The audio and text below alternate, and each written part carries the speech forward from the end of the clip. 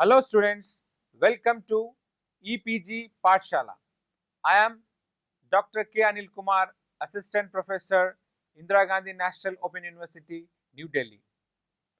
Today we are going to discuss about the module called Forest Policies and Tribes under paper Tribal Cultures of India. So students, let us see what we are going to learn from this module. First, you will learn about relationship of forest with tribes and its dependency. Second, the forest and tribe relationship during the pre-colonial period. And also, we'll go through various forest policies that are formulated during colonial period and post-colonial era. After this, we'll also discuss about suggestions and measures by different committees, drafts, and reports formulated for forest and tribal link. Now, we'll start with the introduction, that is tribe, also known as aboriginal communities, indigenous people, Adivasi, Janjati, scheduled tribes are residing in forest since time immemorial. There are nearly about 10.4 million tribal people residing on 15% of the total geography of India and constitute 8.6% of the total population of India. Forests and tribes are culturally and traditionally linked to each other. Tribes have been living in the forest ecology and that has shaped their life and the society they presently have. Most of them live in close proximity of forest and depend on the forest for their livelihood and sustenance. Their entire existence revolves around the forest as they evolve in the woodlands and extract prerequisites like clean water, air, food, medicine, shelter, and even recreational retreats from this forest. Now, we'll discuss forest and tribes relationship. The tribes get food from the forest by shifting cultivation and settled cultivation. Apart from picking various edible and herbal roots, tubers, creepers, fruits, leaves, along with this, the tribes extract varieties of minor forest produce from the forest, that includes fodder, grasses, raw material, resins, bamboo, canons, leaves, gums, wax, dyes, and several forms of food including nuts and wild fruits and honey. National Commission on Agriculture in 1976 has classified minor forest produce as fibers and flosses, grasses, bamboos, reeds and canes, oilseeds, then tans and dyes, then fifth gums, resins and oleoresins, leaves. Forests are integral part of tribal social life because its importance is not only economic but also social, psychological and religious. Tribes worship the trees, bushes and animals which dwell in the forests as totem and believe that their gods and ancestor spirits reside in the forest. Pre-colonial period. In the pre-colonial period, that is before the advent of British in India, the forest resources were enjoyed by the inhabitants of the forest as the rural and limited or no interest in the woodlands. As Guha quoted, the waste and forest lands were never attracted the attention of former governments. If you look at the figure in the slide, in most of the cases, three kinds of authorities claimed the right over the forest. First were the village communities who claimed their rights to cut woods, collect produce, graze the cattle, and extend their cultivation into the forest lands. The second category was that of zamindars and other feudal landlords, and the third category was government. Board of Revenue proceedings of 5th August 1871 of Madras Presidency stated that all of them, without exception, are subjected to tribal or communal rights, which have existed from time immemorial, which are at are as difficult to define and value as they are necessary to the rural population. Here the forests are and always have been common property for the tribal people. During East India Company rule, what was the situation of forest, tribals and forest policies? The company period was characterized by a total indifference to the needs of forest conservancy, and a fierce onslaught on India's forests was taking place in the following settled British period. If you see the figure, you will understand that forests were cleaned for revenue purpose, agriculture and commercial exploitation. Thus, the arrival of British and the exploitation of Indian forest resources marked a new phase in the use of forest produce in India. Though free access to the forests for the people was not inhibited, a kind of de facto ownership of forests and wastelands of the country by the state had begun by this time. By the mid of 19th century, British government realized that the forest resources in India were not inexhaustible. A rapid depletion of forest cover was observed, which forced British government to formulated regulations to preserve the forest resources. The early years of railway expansion saw an unprecedented assault on the more accessible forest. Great chunks of forests were destroyed to meet the demand for railway sleepers. No supervision was exercised over the felling operations, and the large number of trees were felled whose logs could not be utilized. In 1856, Lord Dalhousie laid down the definite forest policy, which realized the impact of forest destruction due to huge uses of timbers in railways, and government of India decided to take energetic steps to protect from further destruction the forest that still survival. Now we will discuss forest policies under the rule of British Crown.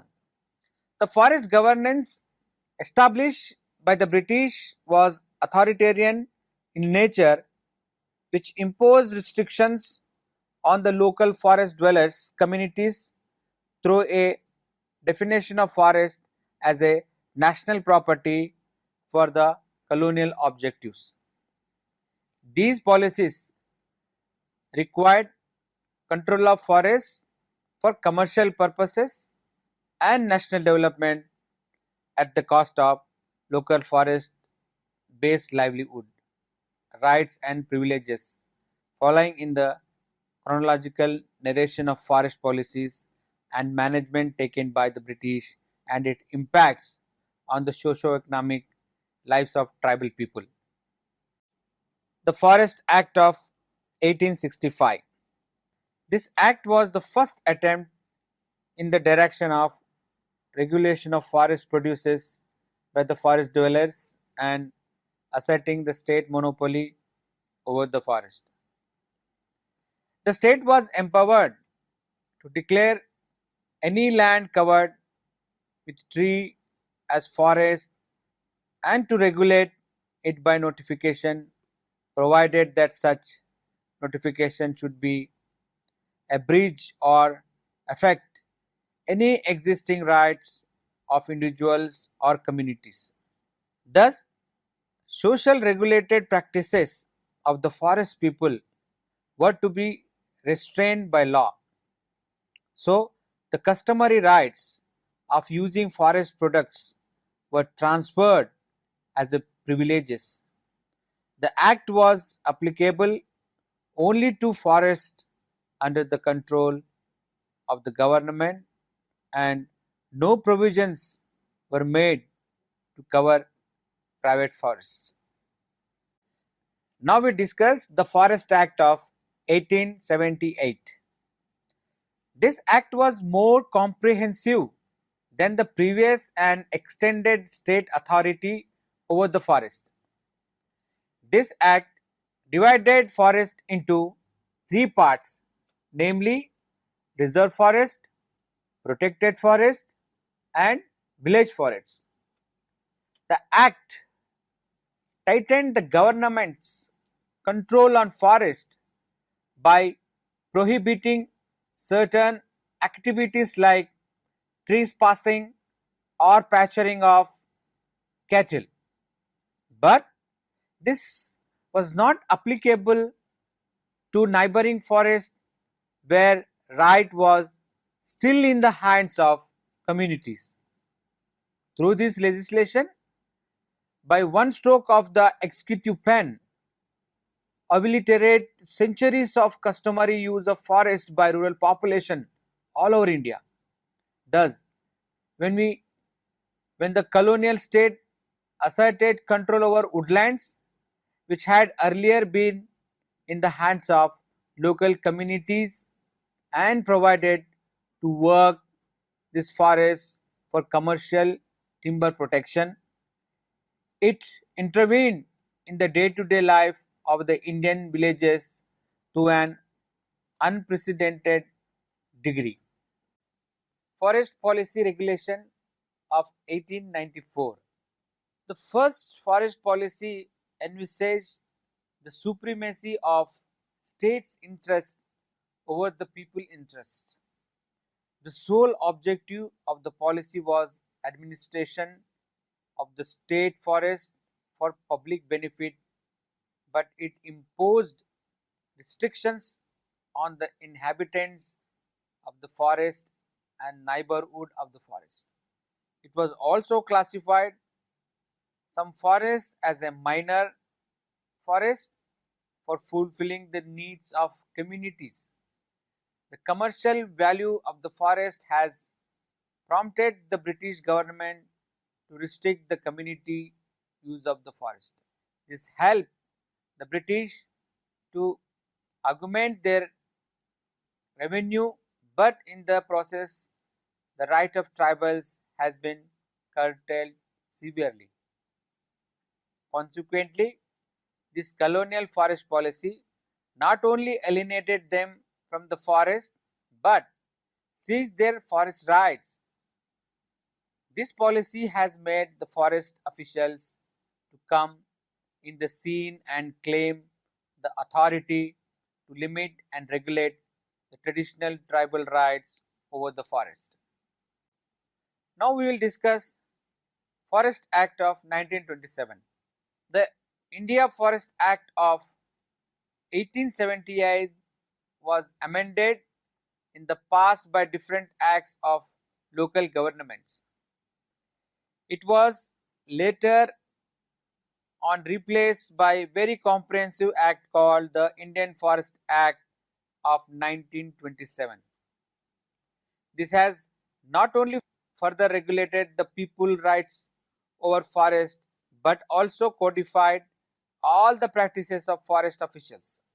The forest officials who played crucial role at the grassroots level had direct interaction with the communities. They were very authoritative and used their power arbitrarily and played havoc with the lives of tribal people. Their coercive behavior and abuse of power forced many tribal to leave their native places.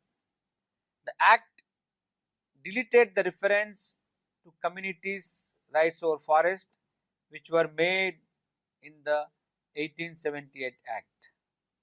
Persons were expected to put in their claims over forest lands and forest produce before the forest settlement officer who was to require into their claims. This act has put some control on the shifting cultivation, which was considered as biggest reason of forest depletion with certain special provisions. The gravest consequence of colonial forestry working on commercial and imperial interest was dwindling of customary rights as well as the decline in traditional conservation and management systems. The restrictions of communal ownership of forests by the state severely destabilized the subsistence economy of forest people. It forced many communities to change their occupation, as Sen Gupta in 1988 observed. To compensate for the loss of source of livelihood, tribals have been forced to explore alternative avenues of engagements.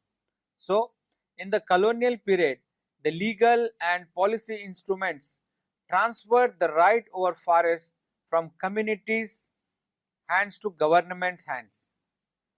The common property had become the state property, and the alienation of village communities from forest was begun. In 1935, forest was transferred from the union to state list according to the Government of Act 1935. This authority of the state over the forest produces continued even after independence. Now we will discuss briefly about post-colonial forest policies. Among post-colonial forest policies, the main forest policy was National Forest Policy of 1952. The first post-independence forest policy was formulated in 1952 with a realization of maximum annual revenue from the forest in the nation making.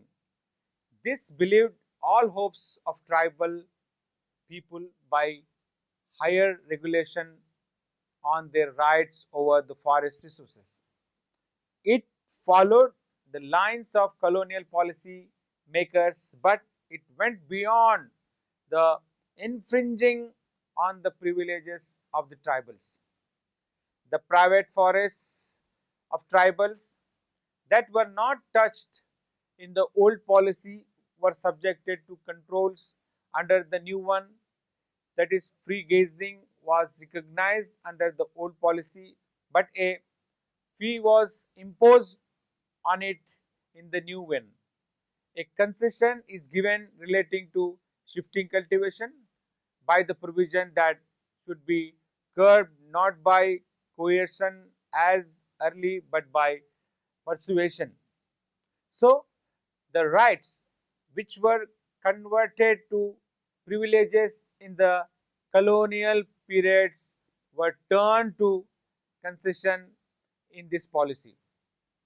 New policy withdrew the rights over forest land for cultivation, which was provided by the colonial predecessors, and it also started controlling private forest, which was totally under the control of tribal in colonial period. The old policy did not touch free grazing in forest. The new policy sought to bring it under control. Fees were introduced and grazing was to be kept to the minimum. The forest policy of 1952 of free India was considered worse than its colonial predecessors' policy of 1894, particularly for the indigenous people. To analyze the forest policy and its impact on the tribal of India, the President of India constituted a commission under the chairmanship of UN Debar, the Scheduled Area and Scheduled Tribe Commission, emphasize the importance of forest in the life of the tribal people in providing them with all kinds of food, that is wild game and fish, wood for construction of houses, and even income from the sale of forest produce besides fuel, and criticize the gradual extension of government authority over forests to detriment the tribal life and economy.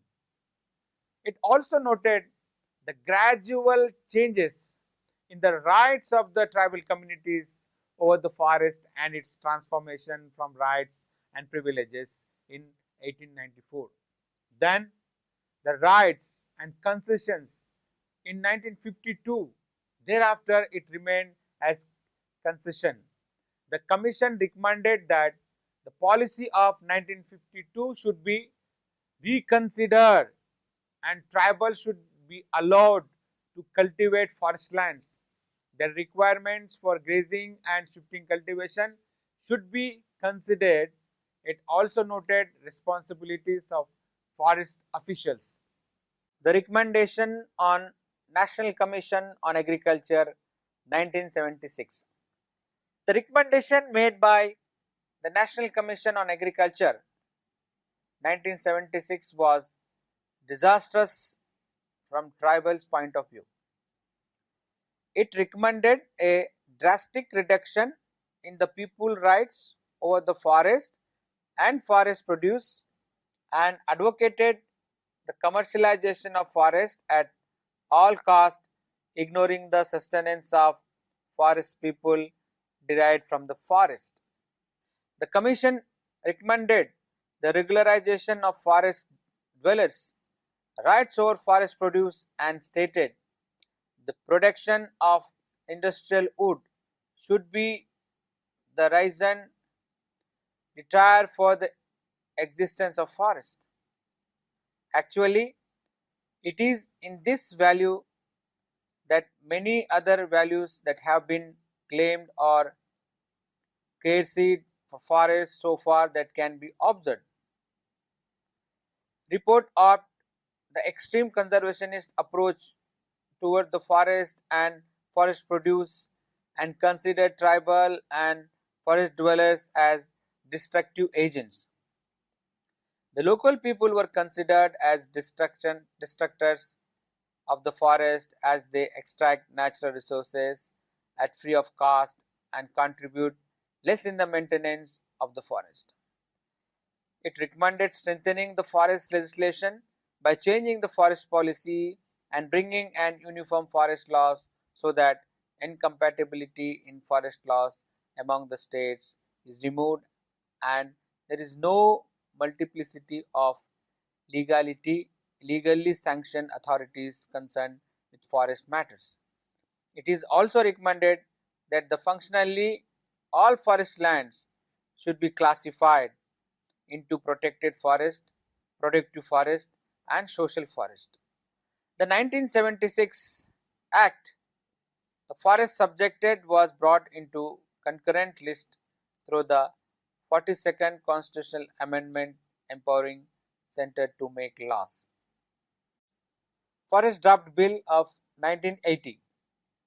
Based on recommendations of the NCA, that is National Commission on Agriculture 1976 Act, provisions were made in a bill to reduce people's rights over forest lands and produce. The government was empowered to declare any land whatsoever to be the forest land. The Act prohibited the state governments from declaring any reserve forest or any portion as unreserved and also from allotting any forest land for any purpose without prior permission of the central government and also made special provisions against the rights of forest people. So, the central government reserved all rights over forest and forest produce with it. The bill later passed by Parliament and become an act. Committee on Forest and Tribals. To achieve a coordinated policy, the Government of India constituted a committee in 1980 to suggest guidelines for the reorientation of forest policy to serve the forest economy under the chairmanship of Dr. B.K. Roy Burman in 1980. He is an eminent anthropologist. Committee submitted its report in 1982 with emphasis on the importance of forest in the tribal life. Committee noted that tribal rely on forest for not only their basic needs like fuel, fodder and wood, but they also earn one third of their income from the sale of minor forest produce. The committee felt that the national forest policy should recognize the importance and positive role of inhabitants in the maintaining forest, which was only long run solution to question of afforestation, preservation, protection and management of lands. Since the committee was more focused on the tribal economy, it more emphasized on the forest industry and minor forest products, but also gave valuable inputs on the importance of forest in tribal life. The committee pointed out that the benefit should flow to the tribal people through the forestry conservation program and recognition of their forest skills.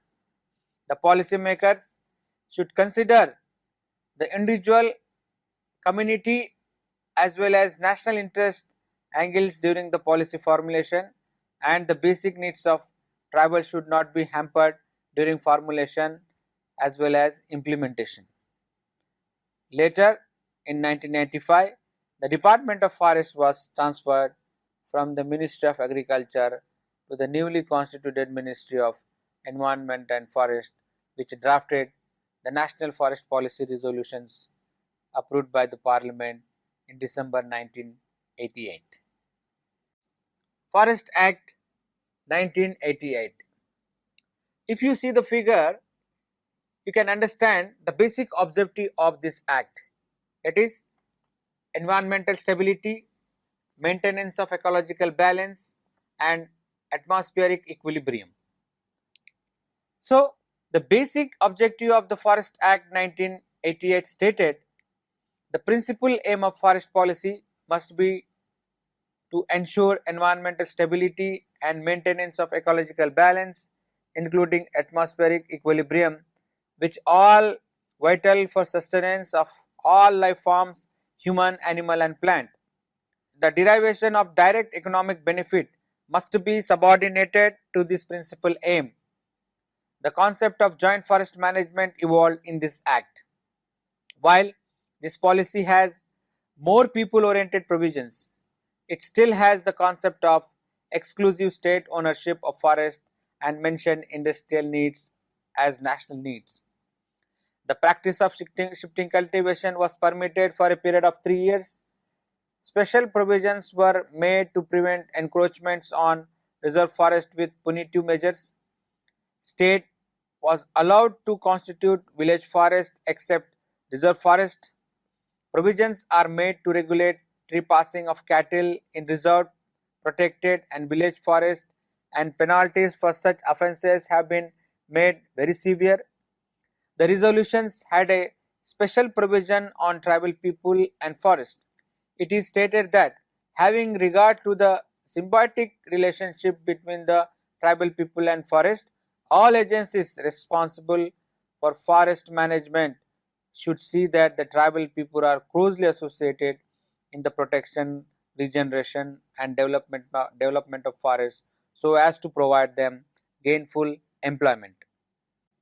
Now we will discuss the major act and policy of forest and benefits of tribal people, that is the Forest Act 2006.